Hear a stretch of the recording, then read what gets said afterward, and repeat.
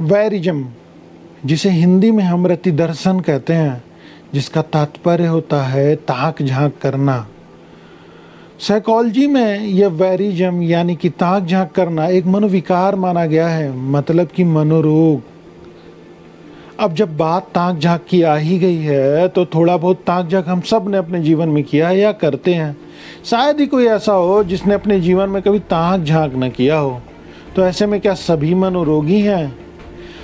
आप खुद ही सोचना और जवाब भी खुद ही मिल जाएगा, जो कि है नहीं, हर कोई मनोरोगी नहीं है। क्योंकि ताक झांक एक समान मानवीय व्यवहार है। सबको जिज्ञासा होती है, पर जब यह ताक झांक विकृत का रूप धारण करने लगे, व्यक्ति हमेशा इसी प्रक्रिया में लगा रहे, तब यह मनोरोग बन जाता है। वैरिज्म की डेफिनेशन वेबस्टर डिक्शनरी में कुछ इस प्रकार दी गई है कि the practice of obtaining sexual gratification from observing others. इसी को आधार मानकर भारतीय दंड संहिता में वैरिज्म को दंडनीय बनाया गया, दंडनीय अपराध बना दिया गया। यह वैरिज्म का प्रावधान भारतीय दंड संहिता में the criminal law amendment act 2013, act number 13 of 2013 के द्वारा सेक्शन 354 के बाद सेक्शन 354 सी के रूप में इंसर्ट किया गया है। भारतीय दंड संहिता की धारा 354 सी क्या कहती है, समझते हैं। इसका मार्जिनल नोट कहता है दृश्य रतिका या दृश्यकारिता, जिसे हम अंग्रेजी में वैरिज्म कहते हैं। धारा 354 सी यह कहता है कि कोई पुरुष जो प्राइवेट कार्य में संलग्न स्त्री को उन परिस्थितियों में देखेगा या चित्र खींचेगा जहां उसे सामान्यतः या तो अपराधी द्वारा या अपराधी की पहल पर किसी अन्य व्यक्ति द्वारा देखे न जाने की प्रत्याशा हो, या ऐसे चित्र को प्रसारित करेगा, वह प्रथम दो सिद्धि पर दोनों में से किसी भांति के कारावास से, जिसकी अवधि 1 वर्ष से न्यून की न होगी किंतु जो 3 वर्ष तक की हो सकेगी, दंडित किया जाएगा एवं जुर्माने से भी दंडनीय होगा।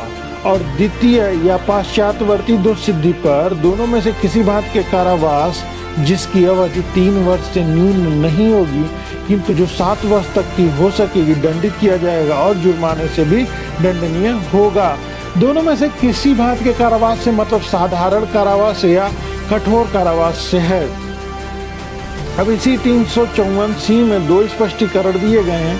स्पष्टीकरण एक यह कहता है कि इस धारा के प्रयोजन के लिए प्राइवेट कार्य के अंतर्गत उस स्थान में किया गया देखने का कार्य भी शामिल है जो परिस्थितियों में युक्त रूप से एकांतता उपलब्ध कराने के लिए प्रत्याशित होगा, और जहां पीड़िता की जनेंद्रिय नितंब या वक्ष स्थल प्रकट होते हैं या केवल अधोवस्त्र में ही ढके होते हैं, या पीड़िता शौचालय का प्रयोग कर रही है, या पीड़िता मैथुन कार्य कर रही है, जो इस प्रकार का कार्य नहीं है जिसे साधारणतः सार्वजनिक रूप से किया जाता है।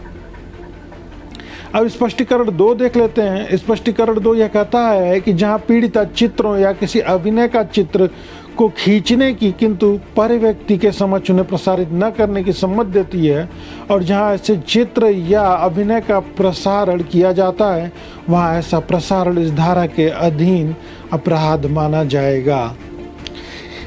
यह धारा 354 सी महिला को सुरक्षा प्रदान करता है दृश्यकारिता से। अब इसी को एक उदाहरण के माध्यम से समझ लेते हैं। उदाहरण एक वास्तविक घटना से प्रभावित है जो एक लेखक की जुबानी है। लेखक कहते हैं, कुछ साल पहले की बात है, मेरी पोस्टिंग जिला बूंदी राजस्थान में थी। बूंदी से कोटा लगभग 35 किलोमीटर दूर है। बूंदी से कोटा आते जाते हुए रास्ते में एक नदी पड़ती थी। उस नदी पे सैकड़ों महिलाएं लड़कियां नहाती धोती कपड़ा कचारती थीं। बस से आते जाते सामान्यतः दिख ही जाता था। औरतें लड़कियां लगभग अर्धनंग अवस्था में नहाती दिखती थीं। टॉपलेस होना तो आम बात थी। एक बार यारों दोस्तों में गपाष्टक में किसी ने बताया कि फलाने स्कूल मास्टर ने अपना जीवन ही उसी नदी पे बिता दिया। उनकी पोस्टिंग जो मास्टर साहब थे उस नदी के पार किसी गांव में सरकारी स्कूल पे थी। दोपहर 2 बजे के बाद जब छुट्टी हो जाती तो वह अपनी लूना स्कूटी नदी किनारे कहीं खड़ी करके एक कोने में बैठ जाते और फिर घंटों वहीं बैठे रहते जब तक कि अंधेरा न हो जाता। कालांतर में वहाँ उनकी कई बार पिटाई भी हुई, औरतों ने भी कई बार चप्पल परेड की उनकी, लोकल लौंडों ने भी खूब कूटा, घर पर शिकायत भी आई। और छोटा सा शहर था बूंदी, 1990 तक की बात है, एक बड़े गांव जैसा।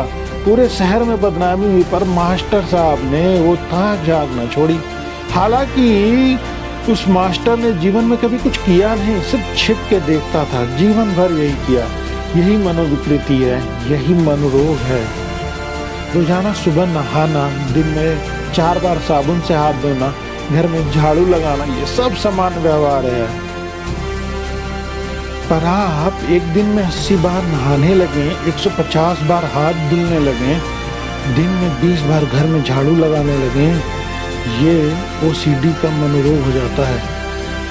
ऑब्सेसिव कंपल्सिव डिसऑर्डर जिसे कहते हैं। सामान्य व्यवहार और मनोरोग, मनोविकार के अंतर को समझिए। फेसबुक पे प्रेम कथाएं लिखते लिखते अगर किसी से प्रेम हो जाए तो ये सामान्य व्यवहार है। पर अगर दिन रात प्रेम में ही डूबा रहे आदमी और हर बार गोता लगा के नई मछली पकड़ने के लिए प्रेम सागर में गोते लगाता रहे तो मनोरोग बन जाता है। लेखक महोदय मनोरोगी हो गए हैं, जैसे सीरियल किलर होता है उसी तरह ना क्रमिक हत्यारा, वैसे ही लेखक महोदय क्रमिक प्रेमी हो गए हैं। सच्चे दोस्त हो तो इलाज कराओ, किसी साइकेट्रिक को दिखाओ। यह मनोरोग है, मनोरोग को समझो।